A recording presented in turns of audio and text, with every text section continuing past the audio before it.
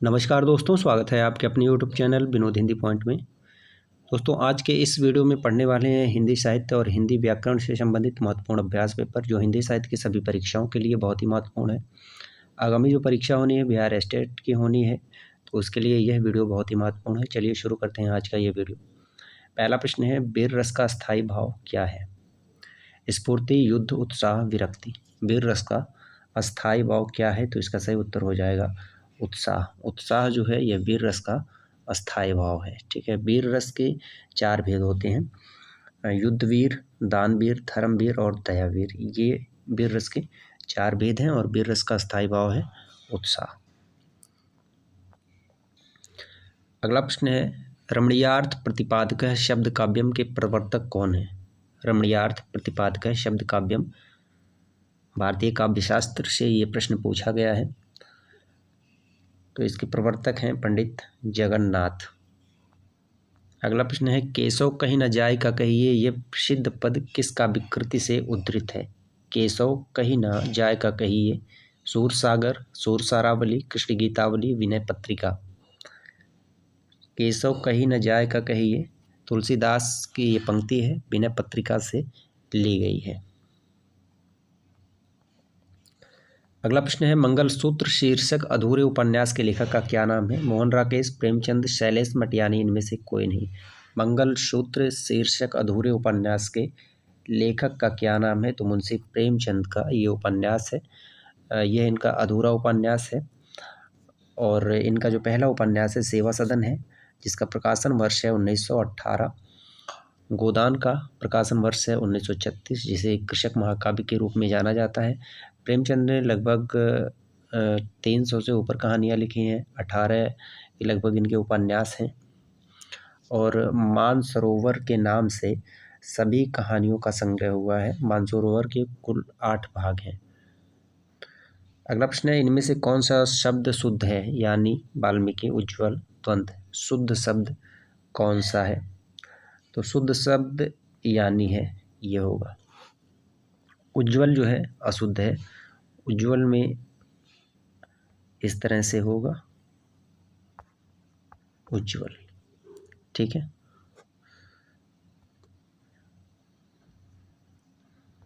अगला प्रश्न है, अमी हलाहल मद भरे श्वेत श्याम रत्नार, जियत मरत झुक झुक परत जिह जितवत एक बार। इस प्रसिद्ध दोहे के रचयिता कौन है? बिहारी भूषण घनानंद रसलीन।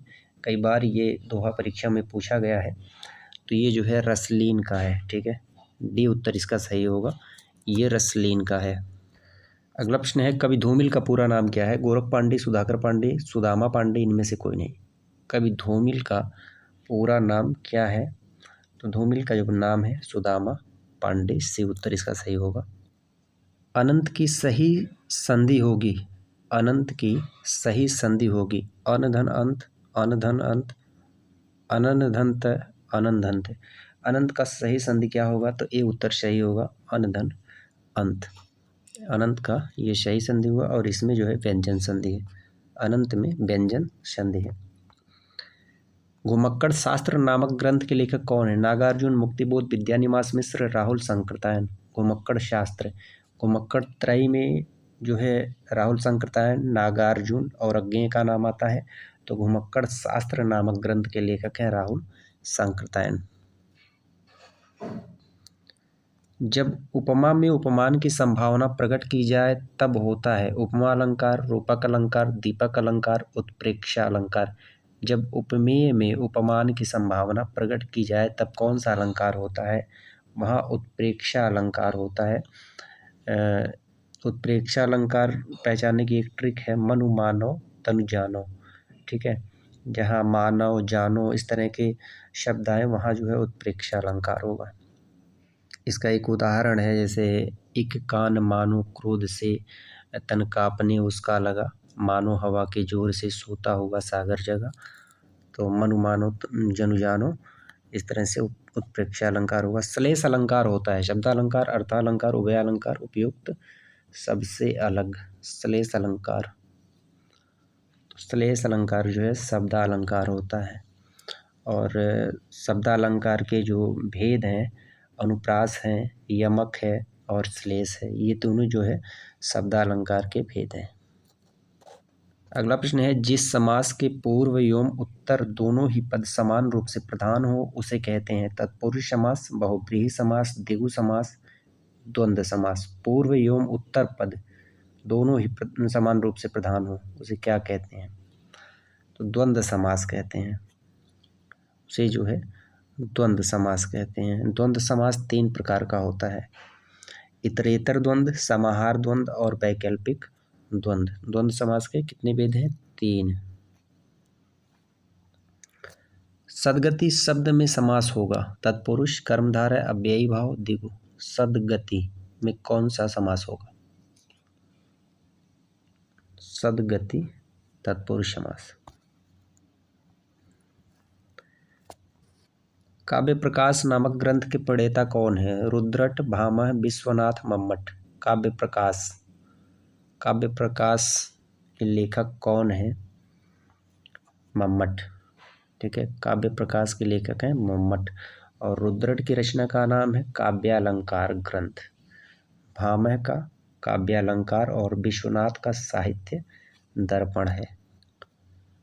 मात्रा की दृष्टि से दोहा के ठीक विपरीत होता है रोला, छप्पै, चौपाई, सोरठा। मात्रा की दृष्टि से दोहा के ठीक विपरीत होता है, दोहा के ठीक विपरीत सोरठा होता है। और इसमें जो है सोरठा में जैसे 11-13 होता है और दोहा में 13-11 होता है। दोहा के ठीक विपरीत सोरठा, सोरठा के ठीक विपरीत दोहा। निम्नलिखित में से किस मुहावरे का अर्थ असंभव होना नहीं होगा? चांद पर थूकना, खरगोश के सींग निकलना, पानी से घी निकलना, पालू से तेल निकलना। किस मुहावरे का अर्थ असंभव होना नहीं होगा? नहीं पूछा है इसमें, तो इसका सही उत्तर हो जाएगा चांद पर थूकना। चांद पर थूकना मुहावरे का अर्थ होगा किसी अच्छे आदमी पर कलंक लगाना। यहाँ चांद जो है अच्छे आदमी की विशेषता बता रहा है। चांद पर थूकना मतलब अच्छे आदमी पर कलंक लगाना, इस मुहावरे का अर्थ होगा। अगला है, खेत रहना मुहावरे का शाब्दिक अर्थ क्या है? खेत रहना संपत्ति का बचा रह जाना, इज्जत बच जाना, वीरगति को प्राप्त हो जाना, शत्रु से मुकाबला होना। खेत रहना वीरगति को प्राप्त हो जाना। कांच का पर्यायवाची शब्द क्या होगा? शीशा, सीसा, सिपा, शीशा। तो कांच का पर्यायवाची शब्द होगा शीशा। हिंदी के स्पर्श व्यंजन के 5 वर्गों के दूसरे और चौथे वर्ण होते हैं अल्प प्राण, महाप्राण, घोष, अघोष। 5 वर्गों के दूसरे और चौथे वर्ण क्या होते हैं? दूसरे और चौथे जो है महाप्राण होते हैं। महाप्राण व्यंजन दूसरे और चौथे होते हैं। निम्नलिखित युग्मों में से कौन सा युग्म गलत है? अवधी पूर्वी हिंदी, ब्रजभाषा पश्चिमी हिंदी, भोजपुरी पूर्वी हिंदी, खड़ी बोली पश्चिमी हिंदी। तो कौन सा युग्म गलत है? भोजपुरी जो है ये पूर्वी हिंदी, यह युग्म गलत है। ठीक है, भोजपुरी बिहारी हिंदी। निम्नलिखित बोलियों में से पूर्वी हिंदी की बोली नहीं है? अवधी, छत्तीसगढ़ी, भोजपुरी, बघेली। पूर्वी हिंदी की बोली कौन सी नहीं है? तो भोजपुरी जो है यह पूर्वी हिंदी की बोली नहीं है, बिहारी हिंदी की बोली है। बाकी अवधी, छत्तीसगढ़ी, बघेली ये तीनों जो है पूर्वी हिंदी की बोली है। खड़ी बोली हिंदी की उत्पत्ति हुई है मागधी अपभ्रंश से, अर्धमागधी अपभ्रंश से, सौरसेनी अपभ्रंश से, पैसाची अपभ्रंश से। खड़ी बोली हिंदी की उत्पत्ति किससे हुई है? इसका सही उत्तर हो जाएगा सौरसेनी अपभ्रंश से खड़ी बोली की उत्पत्ति हुई है।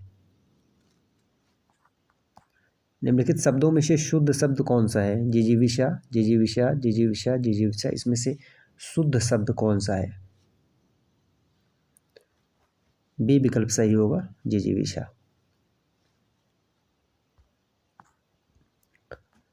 इनमें से कौन सा वाक्य शुद्ध है? सीता ने यह कहा, सीता ने यह कही, सीता यह कही, सीता यह कहा। कौन सा वाक्य शुद्ध है? सीता ने यह कहा। ए विकल्प सही होगा। निम्नलिखित में से कौन सा शब्द पुल्लिंग है? आय, व्यय, नहर, लहर। पुल्लिंग कौन सा है? तो पुल्लिंग जो है व्यय है। आय, नहर, लहर तीनों स्त्रीलिंग है। वर्तनी की दृष्टि से निम्नलिखित में शुद्ध शब्द कौन सा है? वर्तनी की दृष्टि से निम्नलिखित में से शुद्ध शब्द कौन सा है? ए विकल्प सही होगा, उपर्युक्त। प्रश्न संख्या 30 है, वर्तनी की दृष्टि से इनमें अशुद्ध शब्द कौन सा है?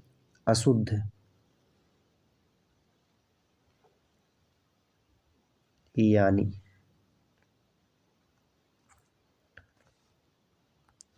अगला प्रश्न है, वॉरेन हेस्टिंग का साण शीर्षक कहानी के लेखक कौन है? स्वयं प्रकाश, अरुण प्रकाश, उदय प्रकाश, इनमें से कोई नहीं। वॉरेन हेस्टिंग का साण, यह कहानी किसकी है?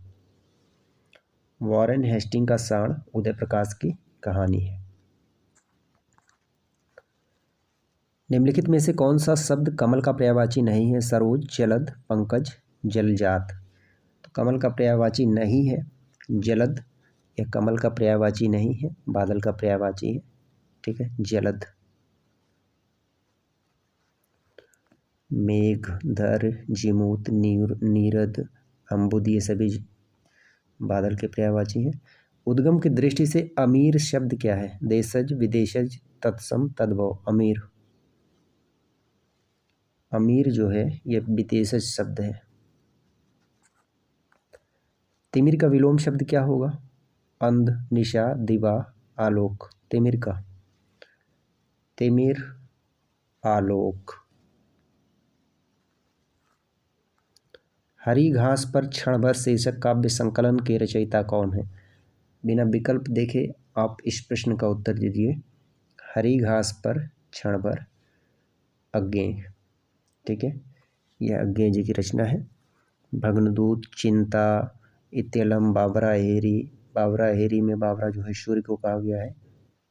राजेंद्र यादव एवं मन्नू भंडारी द्वारा संयुक्त रूप से लिखा गया उपन्यास कौन सा है? सारा आकाश, आपका बंटी, मुर्दासराय, एक इंच मुस्कान।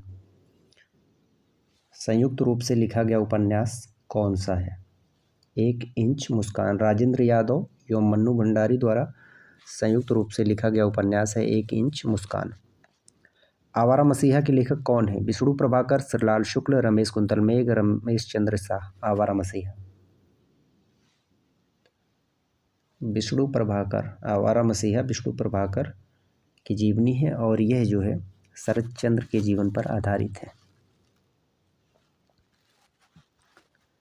बामन दास इनमें से किस उपन्यास का पात्र है? गोदान, प्रतिपरिकथा, बलचनमा, मैला आंचल। बामन दास, बामन दास यह जो है मैला आंचल उपन्यास का पात्र है। डॉक्टर प्रशांत, बामन दास, कमली।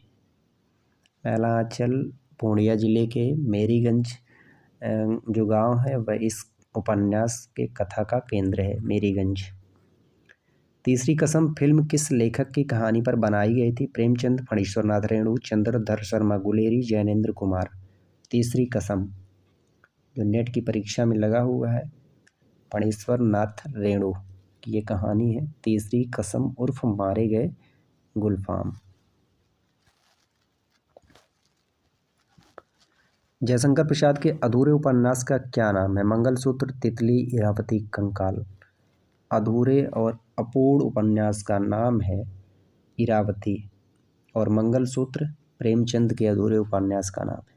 ठीक है, कंकाल, तितली, इरावती ये तीनों जो है जयशंकर प्रसाद के उपन्यास हैं, जिसमें इरावती इनका अपूर्ण उपन्यास है। अरविंद दर्शन से प्रभावित हिंदी के कवि कौन है? जयशंकर प्रसाद, निराला, सुमित्रानंदन पंत, मैथिली शरण गुप्त। अरविंद दर्शन से प्रभावित कवि हैं प्रकृति के सुकुमार कवि सुमित्रानंदन पंत। इनकी रचनाओं पर स्वामी विवेकानंद और महर्षि अरविंद का के अध्यात्म का प्रभाव था, इसलिए इन्हें अरविंद दर्शन से प्रभावित कवि माना जाता है। और महादेवी वर्मा जो है वह बौद्ध धर्म से प्रभावित थी। जयशंकर प्रसाद जो है शैव धर्म से। चंद्रावली नाटिका के लेखक कौन है? भारतेंदु हरिश्चंद्र, लक्ष्मी नारायण मिश्र, लक्ष्मी नारायण लाल, इनमें से कोई नहीं। चंद्रावली नाटिका, भारतेंदु हरिश्चंद्र। चंद्रावली नाटिका के लेखक हैं भारतेंदु हरिश्चंद्र। 1876 ईस्वी में यह नाटक लिखा गया था। ठीक है, भारतेंदु हरिश्चंद्र ने कुल 17 नाटकों की रचना की, जिसमें मौलिक और अनुदित दोनों नाटक हैं। और इनका एक नाटक है विशस्य विस्मयोद्धम, जो भाण पर आधारित है। ये परीक्षा में कई बार पूछा गया है। भारतेंदु हरिश्चंद्र का कौन सा नाटक भाण आधारित है? तो विशस्य विस्मयोद्धम है। बाणभट्ट की आत्मकथा क्या है? एक नाटक, आत्मकथा, जीवनी, उपन्यास। बाणभट्ट की आत्मकथा, तो आत्मकथा पे आप मत जाइएगा, ये हजारी प्रसाद द्विवेदी का उपन्यास है।